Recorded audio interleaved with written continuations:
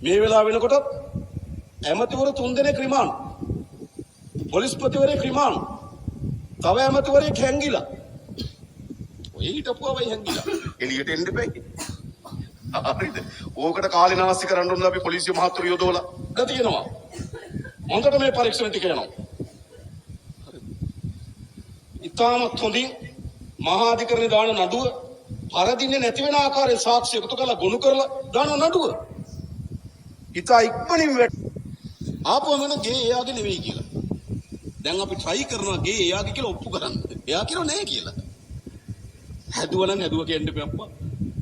මොකද්ද මේ ලැජ්ජ නැතිකම? එයි මෙහෙම යන්නේ පරීක්ෂණ ඔක්කොම යනවා හොඳයි.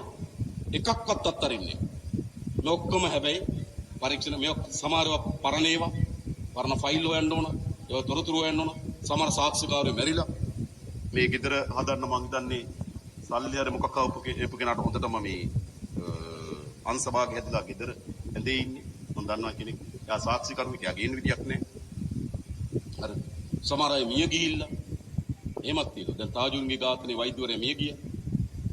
සාක්ෂි වසන් කරපු ඩීఐජි මහත්තයාත් මිය ගියා. ඒ නිසා සමහර ඒවා සාක්ෂිකරුවෝ මැරලා තියෙනවා. නමුත් අපි උත්සාහ කරනවා. කරන්න ඕනේ නැද්ද?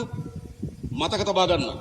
මේ දූෂණය නතර කරලා තියෙන්නේ දූෂිතයන්ට දඬුවම් දෙන්නේ ජාතික ජනබලවේගයේ ආණ්ඩුවක් විතරයි.